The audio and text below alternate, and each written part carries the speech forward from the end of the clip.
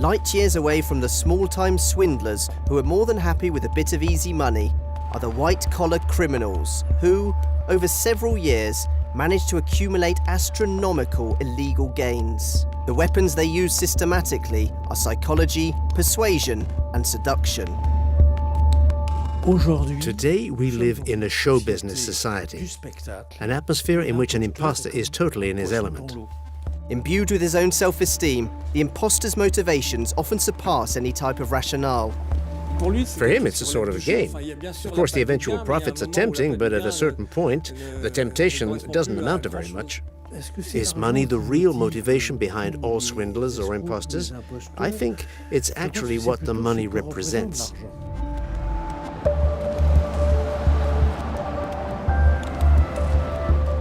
New York, December the 11th, 2008. The FBI arrests one of the world's most highly respected financiers, accused of mounting an enormous scam, Bernard Madoff, the man worth $50 billion.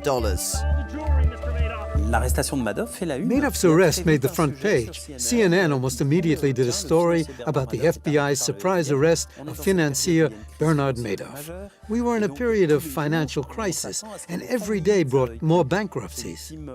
And yet, Madoff's victims kept saying they weren't worried because their money was safe with him and that they could get it back.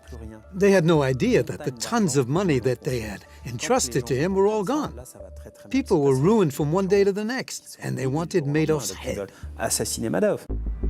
Although the 19th and 20th centuries had their fair share of more or less spectacular financial scams, that of the 21st century, engineered by Bernard Madoff, was the most explosive of all. He's manipulative. He uses his ability to connect well with people as a way of also trying to get his own agenda across. People that generally were going into Wall Street starred at the major firms. They came from families of privilege. They also went to some of the top schools. And so this is what ushered in their career into the securities industry. Madoff didn't have that. In order to understand how this gigantic swindle could have lasted for more than 20 years and concerned so many people, it's important to delve into the psychology and the motivations behind this extraordinary criminal. We will do so thanks to exclusive interviews with individuals who had contact with Madoff over several years. Among them, Eugene Soltes, a professor of management at Harvard University, who has published a book dealing with white-collar criminals and who recorded numerous conversations with Madoff. Starting from scratch type of entrepreneurial type of enterprise where, you know, you start out not exactly, at least in my part, not exactly sure what I wanted to do in life other than be a success. Unlike many of the cases of fraud, he knew his victims. These were family, these were friends, these were members of the Jewish community. So they were intimately close individuals that he was ultimately harming. And so that's really different from a lot of other cases of white-collar crime in which the victims that are actually harmed by these executives are distant and far away, and the executive doesn't really have to see them or know them in order to cause the harm to them. His arrest took place during a financial crisis after the most colossal bankruptcy in Wall Street history, the failure of Lehman Brothers. The Madoff debacle was the straw that broke the camel's back. The following day, he was released on bail. Both small and large investors were speechless as journalists were ready to lynch him. Colleen Erin corresponded with Madoff for more than 4 years and is preparing a book on the subject. Madoff coming out of his apartment, and the media was surrounding him so tightly that they got into his space and they pushed him back to get the shots. What would you say to them? So the media often described the anger of the investors as rage. There was this baying mob kind of crowd mentality that they wanted blood, they wanted a lynching. You had this man who was the face of Wall Street there, who was evil. They camped outside of his penthouse with signs that said, "Bernie, it's not too late, jump." The press demonized him, comparing him to the Joker in Batman, and the effect of Madoff's unimaginable fraud on his victims was equivalent to an earthquake. It was a tornado and a hurricane and a tsunami Everybody just was stunned that this had happened. They could not believe this guy who everybody seemed to think was trustworthy, had been doing this for so long, was a crook. It was cataclysmic. I want him to go into a jail cell, and I want him to sit there, and you know what, he shouldn't be sitting with his Apple computer, and he shouldn't be sitting in his $7 million penthouse apartment. We have people in our group who literally do not know where they're going to be living in 2 or 3 months. They have maybe 2 or 3 months of liquidity. Helen Chaitman is a lawyer representing 300 of Madoff's victims. She also invested with Madoff and remembers the day he was arrested.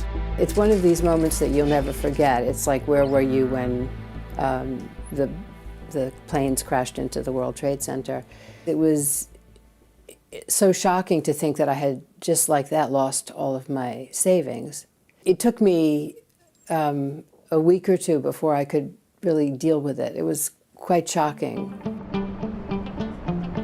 We're going to enter Bernard Madoff's head in order to understand how he managed to defy the highest authorities in the American financial market.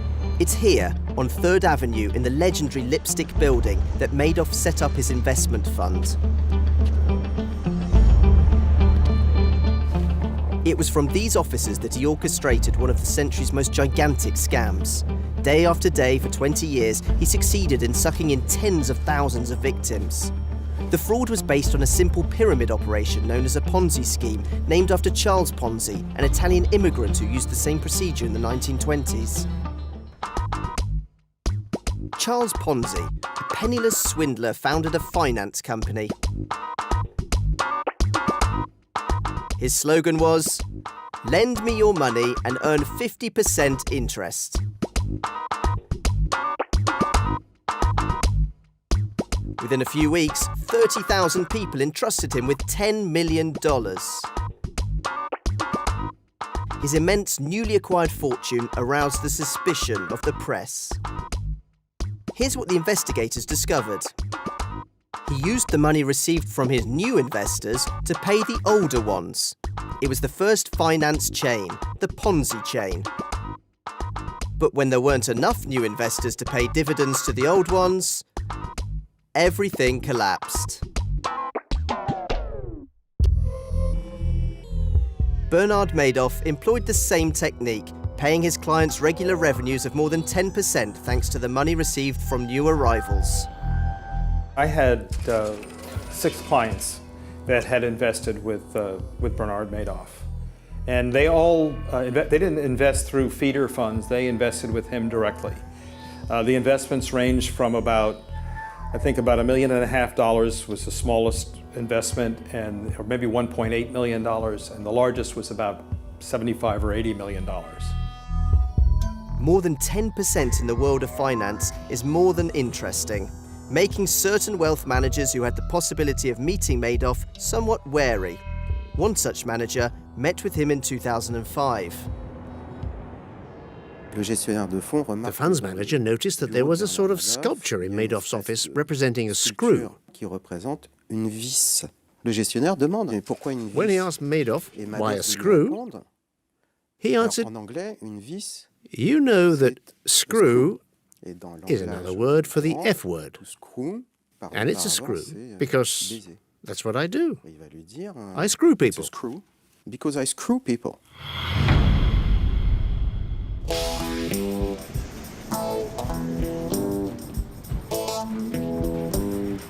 Palm Beach in Florida was where Madoff would go on weekends in search of new victims. This beach resort town for multi-millionaires is the epitome of chic and glamour, filled with palm trees, yachts, hotels and exclusive private clubs whose members were mainly retirees ready to invest in charities as well as investment funds.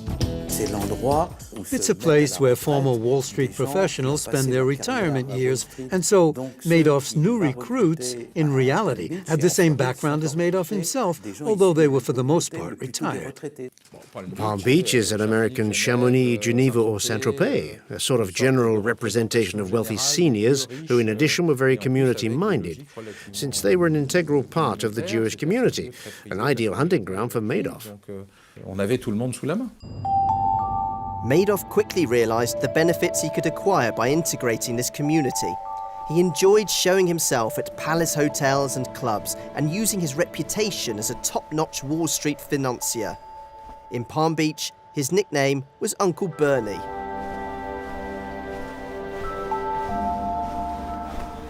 Bernard Madoff was highly regarded and admired in Wall Street circles. He was an insider who knew the workings of the system. People would say, "Bernie's good. He knows stuff that we don't know." And he only swindled people he was close to, from the same community, and who had confidence in him. It's what you'd call fraud by affinity, meaning that he swindled primarily and with great success the Jewish community. He swindled people he played golf with and people with whom he organized charitable operations. That was his great strength. Madoff was a very fascinating person. The scope of his crime was so massive. He ended up having 64,000 people as victims. They either invested directly or they invested indirectly through feeder funds. He invested for many of the royal families in Europe, for many of the aristocratic families in Europe, and you have to ask yourself, how did this little Jewish man from New York manage to swindle so many people? Madoff became a member of the Palm Beach Country Club, reserved for ultra-rich philanthropists. The initiation fee was $400,000 to get in. And you have to demonstrate that you have given at least that amount of money to charity within the last 5 years, each year. When you join a club, especially in the US, you immediately have everyone's confidence. It's a very open society, which allows you to join if you have a good reputation and a great deal of money. And he used this sort of social polish effectively to recruit his victims. He's a captivating individual to be around. He's cordial, he's smart, he's brilliant, he's pleasant, he's nice in a lot of ways. We would enjoy a conversation with him. And he used all that to be able to take in more money. In addition to swindling Florida millionaires, he also attracted celebrities tempted by the investment of the century, including Steven Spielberg, John Malkovich, and Elie Wiesel. How and with what techniques was he able to lure so many worldly wise personalities?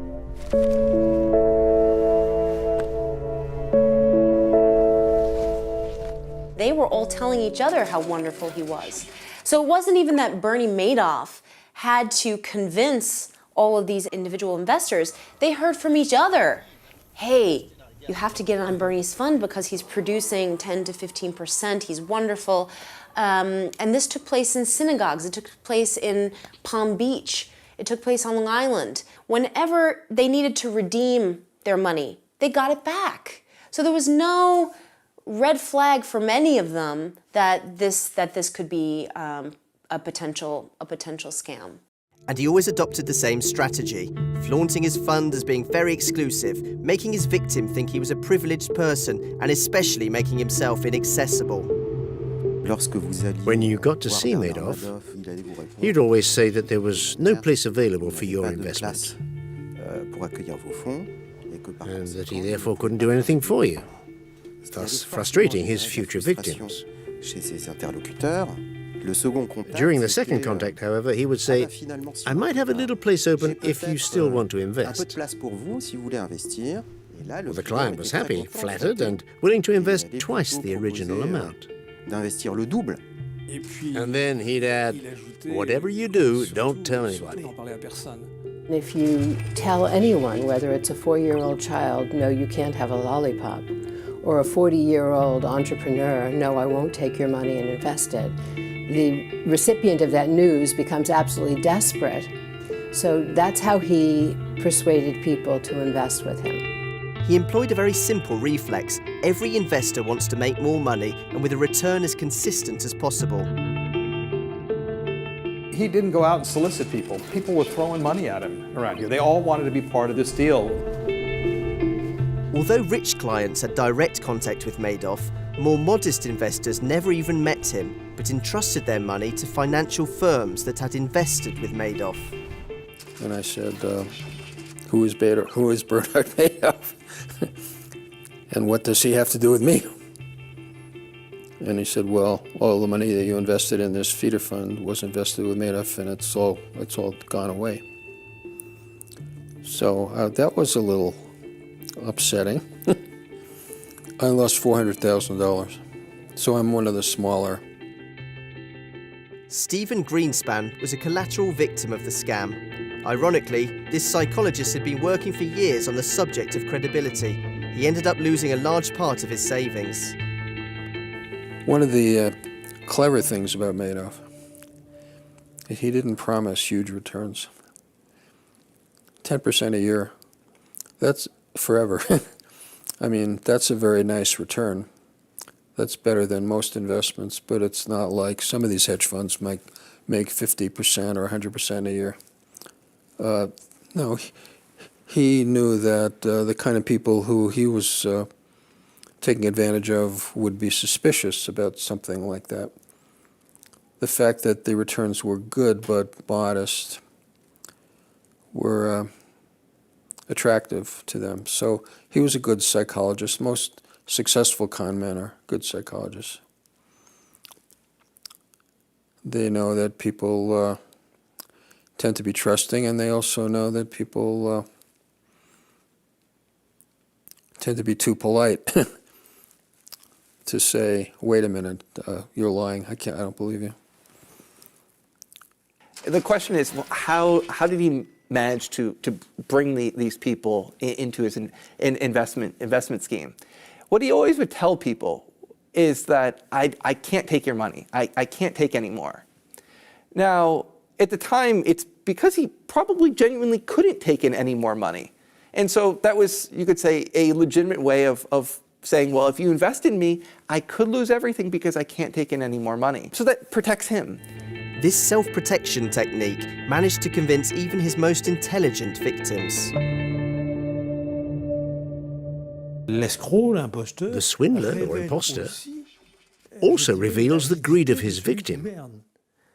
So there's often a mirror image between the imposters and their prey.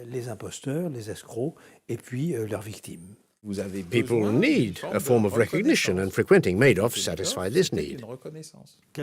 They let themselves be swindled because they found what they were seeking. Although his victims tried to capture Madoff's attention, Madoff had only contempt for them. He doesn't have any feeling for the victims. His view is that whatever they got was more than they deserved. Madoff confirms this in exclusive recordings from his jail cell in North Carolina. It was the people that came in very late in the game that got hurt. Did I make a lot of money for people? Yeah, I made a lot of money for people. You know, did people lose profits that they thought they made? Yes. But did they lose capital? I'm sure, I'm confident that when this thing is all finished, very few people, if any, will lose their principal. A cynical view of his victims.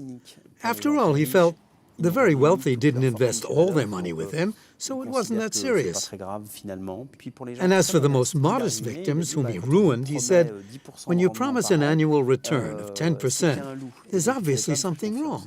They shouldn't have trusted me. It's a Machiavellian way of looking at it, without scruples or guilt feelings. I don't think you can be a successful swindler if you feel guilt. Bernard Madoff has always been devoid of any remorse. But where does this swindler come from, and what circumstances motivated him to launch such a gigantic scam? He offers a few elements of the answer from his prison cell.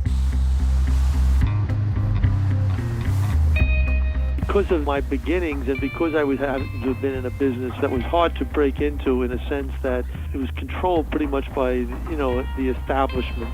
And I clearly was an outsider of that establishment, not coming from, you know, money, or not certainly coming from even a connected family. Madoff was born in 1938 into a modest family of Eastern European immigrants. He resented not coming from a wealthy environment, which would have enabled him to attend an elite university and to have important connections. His background is largely unremarkable as far as his childhood and teenage years. You know, he grew up in a lower middle class family in Queens. He went to a public school. He was largely liked. He was a member of the swimming team, had good relationships with the girls. but I don't think there were any indicators at that point that he was destined to become any huge mover and shaker on Wall Street. He grew up feeling somewhat deprived, since he would have liked to be able to go on to postgraduate studies. He felt socially frustrated because he knew he could never belong to high society. His father had some professional problems, and so he was bent on a sort of societal revenge. Madoff only possessed 2 diplomas, a lifeguard certificate and a bachelor's degree in political science. He married Ruth, a girl he met in high school who was outgoing, funny, and much less shy than he was. They got married in the town in Queens where they came from, Laurelton, and moved to a small flat in Bayside, Queens. Madoff, however, already aspired to greater things. Thanks to his father-in-law, an accountant, he created his first client portfolio. Madoff, therefore, could open an investment firm at the age of 22, although he was still employed as a lifeguard on the beaches of Long Island. He really worked from the ground up, starting a small business, trading these stocks that were off exchange. And actually from that, he actually became an important and pretty innovative person in the securities industry.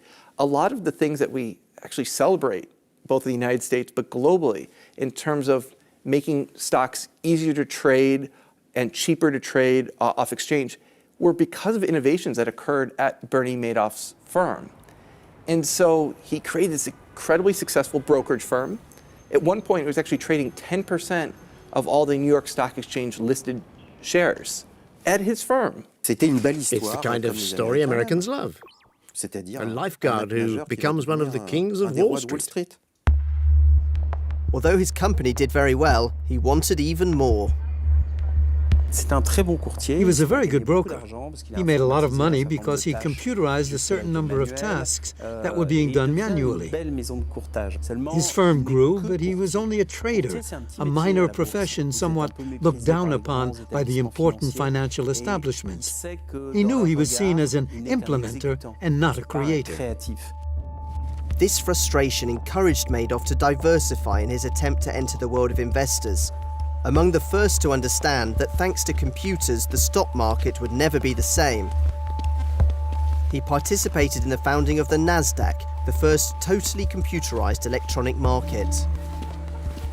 He rose up the Wall Street ladder and became vice president of the Nasdaq, and thus became a major player who had the confidence of the market's financial institutions. Madoff had a whole laundry list of different chairmanships. NASDAQ, one of the major security dealer organizations. That laundry list can go on. He was, at one point, over-the-counter man of the year, one of the highest-paid exec. We could create a whole CV of accolades that Bernie Madoff received. He was in a world where no one suspected him. As part of the system's inner workings, he was beyond suspicion. Madoff obtained authentic legitimacy on Wall Street and the recognition of his peers. His primary motivation, however, was not the money. I don't think he was that greedy, because when you look at the money he redistributed before his downfall, you see that he sometimes used his own savings. That wasn't his mechanism. He had a sort of detachment concerning money, which was one of the keys to his swindle. To him, money, after all, is only money. He was privileged. I think when it comes to money, I mean, he was at a level, like many prominent white-collar offenders, where money doesn't really matter anymore. He was still considered one of the higher-paid individuals on Wall Street. He lived a very, very comfortable life. And so the question is, was it for money? I don't think it was money. Was it for prestige or fame? He actually didn't get a lot of accolades, you could say, from in a public set. It was from the investors he was actually working for that did appreciate him. Imbued with his success, Madoff set up his empire over 3 floors in the Lipstick Building. The 18th and 19th floors were for brokerage, but the 17th, nicknamed the Cage, was reserved for his illegal activities concerning his investment fund. The separation of Madoff's legitimate market-making business from the floor in which he had his Ponzi scheme was very deliberate and almost like a Chinese wall, separated. Madoff had his Ponzi schemes effectively operating on an outdated IBM, producing fake reports and phony confirmations of trades. And so the two employees, groups of employees, would not intersect with each other. There was really stereo silence. Throughout his ascension, Madoff believed so strongly in his lucky star that nothing could stop the infernal spiral in which he was engaged, something he half admits to. Because of the success I had, and because I was sort of always going up against difficult odds, I probably didn't think long and hard enough about some of the things that I did, like, getting into the problem where I started to go off the tracks, and I was able to convince myself that this was, a temporary situation, and because of all my success, I sort of was going to be able to continue to do that, and probably, just didn't give it enough thought. His success duped even the Security and Exchange Commission. Not only did Madoff gain its confidence, he even became their main consultant on financial transparency and control rules, and participated shamelessly in all their meetings. And I genuinely believe that most practitioners in the marketplace want to comply with the rules. They're not trying to disadvantage anybody. Madoff was able to work with the people at the SEC and tell them what had to be done. And they would pass regulations that he told them to pass. In my opinion, that's not just a mistake. That's someone controlling the investigation and protecting Madoff. He was trusted, and that relationship of trust enabled him to not be scrutinized as thoroughly as he should have been. He was investigated something like 10 to 12 times. The SEC's investigations, however, yielded nothing, and for a good reason. Investigators never went up to the 17th floor, the offices of Madoff's secret investment fund. He could always count on the nearsightedness of the authorities and of his employees, who didn't seem to be aware of the scam. He rewarded his employees well, so that way they wouldn't speak. He kept them deliberately in the dark. Paradox is that a lot of people thought he was a nice person. He was generous to his staff. But obviously, someone who had empathy for other human beings could not have done what he did. His well-oiled system enabled him to live a luxurious life, totally free of guilt or shame. He owned a penthouse apartment near Central Park, a villa on Long Island, another at Palm Beach, and a yacht. He frequented the hotel bars in the finance district. Hi, Mr. Madoff, welcome back. Good to see you, sir. And was invited to all the high society events and charity galas. He went to the Breakers Hotel in Palm Beach regularly, behaving like a prince and not wanting to be disturbed by unimportant people. And yet, how did his victims view him? Was he a big spender? He didn't have the chic of a certain number of finance professionals, nor the arrogance, or the $10,000 suits. He wasn't like that, and that was one of the keys to his swindle, because when you see someone who's a big spender, you feel he's doing so with your money. Most of his victims considered Madoff to be a good and rigorous manager, because they felt that the commissions he earned through them were not being wasted, which they thought was a healthy sign. In addition, he and his wife's favourite dining place was a simple, friendly and unpretentious Italian restaurant, La Primola. They would always arrive at 6:30 in the evening, ask, for him, chicken and glass of red wine. He drank very little alcohol. And for her, fish. They would stay there for an hour and leave a normal 20% tip. They had a very pleasant daily lifestyle, but without any frenetic spending.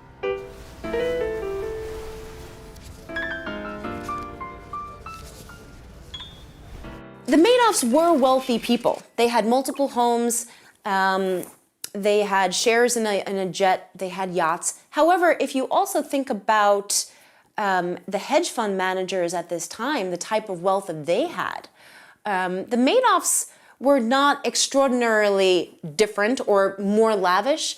They led, by hedge fund standards, a relatively modest life. And so, what was Madoff's true nature? What went on inside his head while he was cheating his victims? Beyond societal revenge, what motivated him? He was an agitator, and he was someone who would master all the elements of his fiction to such a point that he believed it. The moment he aspired to greatness and the domination of the sector was the moment that the madness of speculation took over. Madoff adopted an imperial attitude, considering himself above the norm, something he readily admits to. Just being able to sort of succeed in that, and then, all of a sudden having, a mindset where you feel you can almost accomplish, anything. And I built my confidence up to a level where I felt that, there was nothing that I couldn't attain, and it became like a challenge for me to sort of go up against the establishment and try and break into the business. Nothing he could not attain, a cold-hearted monster. Journalists and psychologists have suggested a number of hypotheses. A psychopath, a schizophrenic, a sociopath. Which pathology does he suffer from?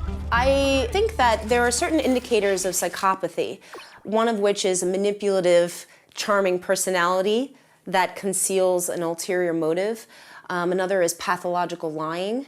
However, we can find these types of behaviors in many people who do not engage in crimes, who are simply good business people. That's part of the game. He certainly has been a little bit obsessive compulsive. For example, he could not have the blinds improperly closed in his office. He had to have the color schemes a certain way. He's somewhat schizophrenic in the sense that he felt trapped, which is what he thought when his scheme was no longer functioning. What he did, though, was go even further in his illegal operations by going global and gathering even more funds to serve his interests, and so that nobody would discover his scam. A disorderly desk, erasures, or lowered shutters could infuriate Madoff. Although he presented himself as a gentle and warm person, Uncle Bernie was found to be distant, maniacal, and calculating. I've met Bernard Madoff 2 times. He's quiet, did not seem to want to talk very much, was not very engaging when I met him. Not chatty, as we say. So it's not the kind of guy that would come up and slap your back and say, hey, pal, let's have a drink together. Somebody even told me one time that he did not like going to the Palm Beach Country Club that much because everybody wanted to talk to him about the investments and he didn't want to discuss it. He claimed that he only came there to play golf. The polish of a respectable and respected individual began to tarnish when financial analyst Harry Markopoulos sent 4 successive reports to the powerful SEC.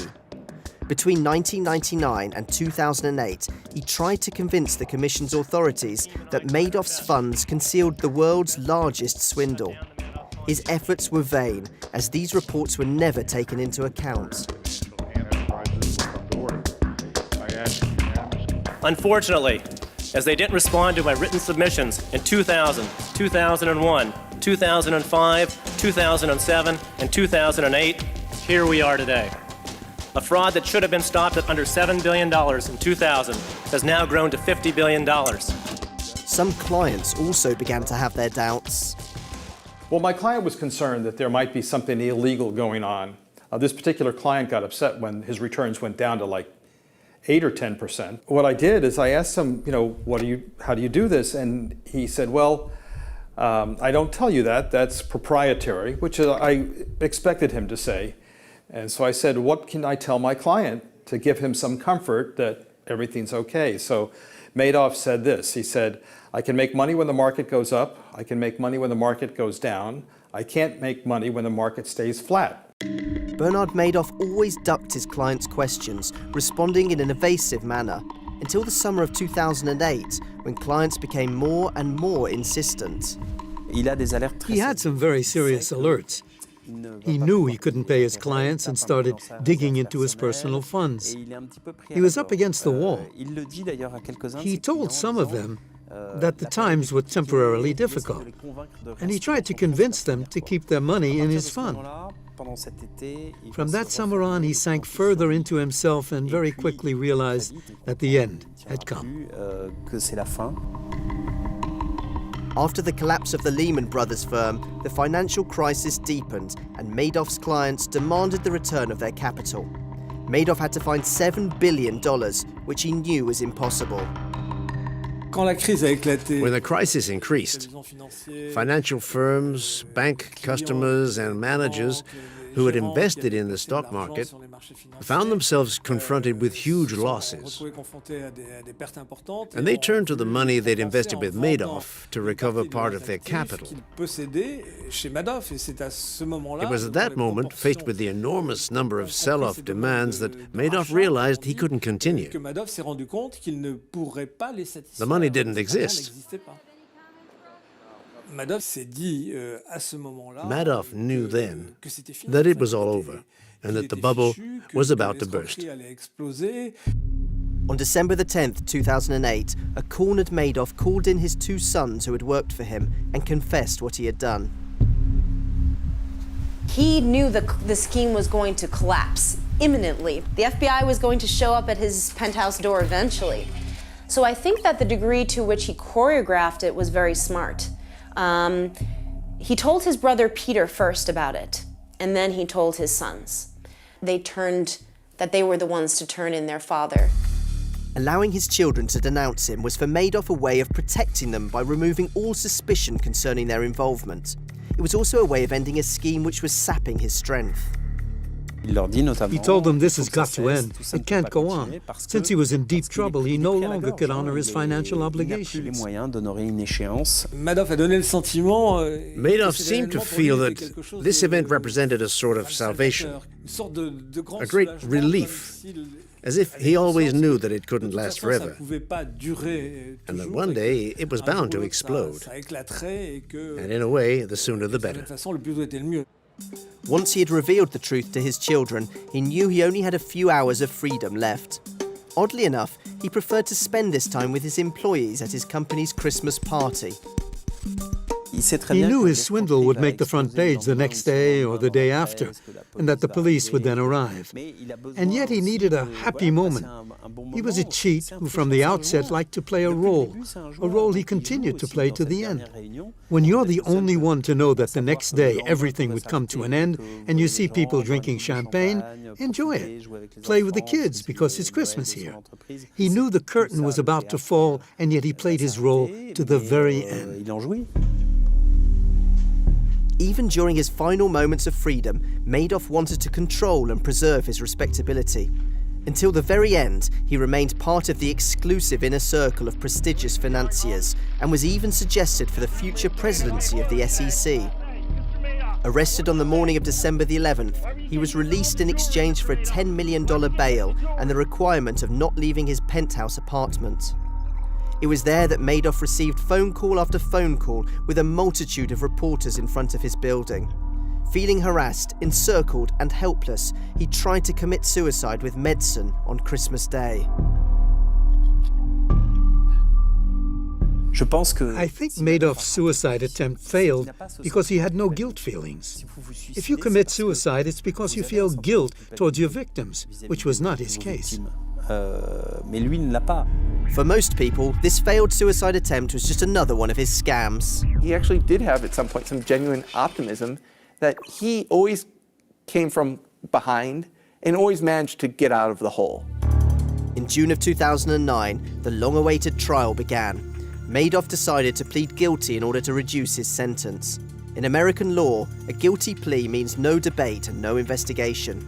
He declared throughout the trial that he acted alone without any complicity. I think it was an intelligent defense, since it put an immediate stop to any sort of inquiry. This made a number of scenarios possible. Was he protecting other people? Was he protecting himself in a way? It seems to me to be totally impossible that the scheme was the work of just one person. Did he address his victims? Actually, he seemed to have no compassion at all for them. Did he show any remorse? On the contrary, he was combative. And he said that in a way, they deserved what they got. You could say that he didn't shed a tear or apologize. His feeling was, well, it's all part of the game. Madoff himself, said that he tried to apologize to his victims. Certainly he told me that he remembers seeing the Bernie jump signs and how deeply that was wounding. But Madoff also, had an ambivalent attitude towards his victims, to the degree of which he felt sorry, but also felt angry. There was an intersection between those two things. Madoff not only showed no remorse, but he has never even weighed the severe damage he caused. He commented on this from his prison cell.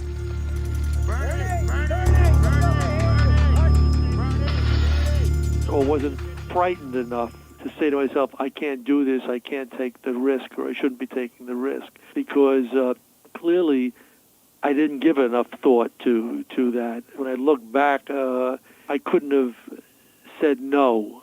It wasn't like I was being blackmailed, into doing something, or I was afraid of sort of getting caught doing it. I sort of rationalized that what I was doing was okay. It wasn't going to hurt anybody. It was a temporary thing. And because of the success that I've had and the money I made for people, I sort of felt it would just sort of be a temporary situation and acceptable.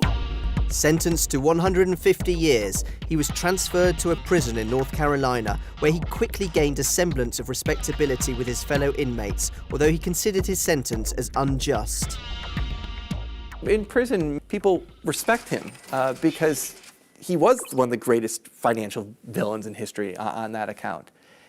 He's also a brilliant guy where people can look to for, you could say, financial advice. And so at one point, he was actually one of the people running the commissary, the store. He's looked at as probably one of the most savvy business people within the prison. He's not as willing to talk about his current situation with me in the prison. By all accounts, he has not had a difficult time of it. It's a medium federal security, medium federal prison. And so he's been largely well received by the inmates. Allegedly, he is somewhat of a celebrity because he's received so much media attention. He does, though, express to me his anger at what he perceives to be a double standard between, and I think he has a legitimate, very valid point. HSBC, the global bank, paid about $1.5 billion in fines because they were involved in terrorist financing and money laundering for cartels. Are there any HSBC executives in prison? No. He will never leave prison, but rather than simply trying to survive, he prefers his favourite pastime, managing other people's money. Lately, he has entered the hot chocolate market by purchasing all the packets of the Swiss brand Miss and selling them at a higher price in the prison courtyard. It's a pathology as I see it. He's a compulsive, obsessive neurotic. He needs to affirm himself in the eyes of others and make himself indispensable. He very often has an intimate need to cheat, to succeed on the basis of a personality which is not his own. The imposter, by seducing others, actually seduces himself. Some people nevertheless wonder about his uncommon ability to attract the sympathy of other inmates. Only $10 billion of the $50 billion taken in have resurfaced. Those who profited from the scheme are not about to be identified. Some of Madoff's fellow inmates are mafia leaders who are undoubtedly there to guarantee his silence. And so, I don't know what he did, but on several occasions in front of judges, he energetically refused to implicate anybody else, insisting, "No, I take full responsibility, I did it all alone. Enormous sums of money have disappeared, and where it went is a mystery." He protects himself. Of course, they're all criminals, but the biggest of all is Madoff himself. During his detention, he learned that his son had committed suicide on the same date as his father's arrest in 2010. 4 years later, on September the 3rd, 2014, his second son died of cancer. That same day, Madoff called Eugene Soltes. It was a terrible tragedy, but once again, he did not break down. The phone rang. This is a call from a federal prison. Would you like to accept? I accepted naturally, and it was Bernie. And this was one that was just really, it immediately just kind of stepped back. I'm reading this story online about his son, just hours earlier, passing away. And it's his father calling. This isn't Bernie Madoff calling anymore. This is a father that's calling that I'm reading an article about his recently deceased son. I don't know what to say. I'm actually speechless. And he says, I'm fine, I'm fine. So on Wednesday, we were talking about Swiss interest rates. Could we go back to that? And then for the next, our calls are limited to 15 minutes. For the next 10 minutes, he asked some detailed technical questions about interest rates. This shows just how he's able to compartmentalize news, whether it's the most terrible, tragic news one could ever hear, or whether it's great news. It happens, I compartmentalize, I put it in the box, and then let's move on. He's lost, you could say, his family. He's lost everything, and you'd expect it would destroy someone. Bernie Madoff never sees, I'll say, reality in maybe the same way that many people expect him to. There are mixed opinions regarding his wife's role. As she was present every day in the Lipstick building, it's hard to imagine that she was totally unaware. She never asked for a divorce, but her fate was tragic. Her 2 sons dead, her husband in prison, and her own life in shambles. Just a few days before the whole thing came crashing down, he got his wife to move some money around. A lot of cynical people assumed she had to be in on it. Obviously, I don't know, but I can believe that she was innocent, that she didn't know what was going on. I'm not so quick to blame her. It turned out I was right. I don't think there's any evidence that she was involved. So she was a victim also. She was never directly implicated in it. There have been lots of allegations swirling around her. She was treated very deplorably by the tabloid press. For instance, they hounded her when she was taking out the garbage or when she was just on the subway and things like that. His wife said she didn't know anything. Come on. Considering the closeness he had with his wife, one can legitimately ask whether or not she was informed, not about the specifics, but the fact that what her husband was doing was completely fraudulent. Madoff will go down in history as the biggest white-collar criminal of all time, although his motivations will remain mysterious, even for those who continue to communicate with him. When you think of a financial fraud, when we think of the white-collar criminal, Madoff is the financial mastermind villain when it comes to this. And it's a fair description of him in that he did devastate many, many people, both financially, but we see the physical harm. To this day, Madoff tries to minimize his responsibility in the massive fraud he orchestrated, making the financial system the scapegoat. Colleen Erin reads one of the first letters he wrote on the subject. I'm convinced that something must be done to better understand how individuals such as I get in the situation I am in. It seems that this is the missing link in the potential solution to the crisis that grips the financial landscape. It is much easier to simply claim that there are just bad seeds and nothing can be done about it. I know in my mind I do not fall into this category. It would be so much easier for my own peace of mind to just believe this. Instead, I spend every day trying to understand how I allowed myself to do what I did. Yes, I am guilty of my crime. I never attempted to deny this. Yes, I was pushed into it with the help of others, but that does not get at the root of the problem, nor does it offer any prevention. It is unfortunate that these are the facts of life in our judicial system. The prosecutor only wants to prosecute and build a case that will enable a win. The judge never receives the necessary facts and conditions that created the case. What makes it worse is that in financial crimes, there is little understanding of the financial landscape. I could go on forever, but you get my point. Bernard Madoff will forever be a legend among white-collar criminals. His unique pathology will prevent him from ever taking full responsibility for the largest swindle of all time. Although he fascinates specialists by his ability to mask his dishonesty, he is paying a high price, as are those close to him. As a prisoner of his own mentality, he will undoubtedly never for a moment reveal what he did with the majority of the money he collected. A secret he will carry with him to the grave.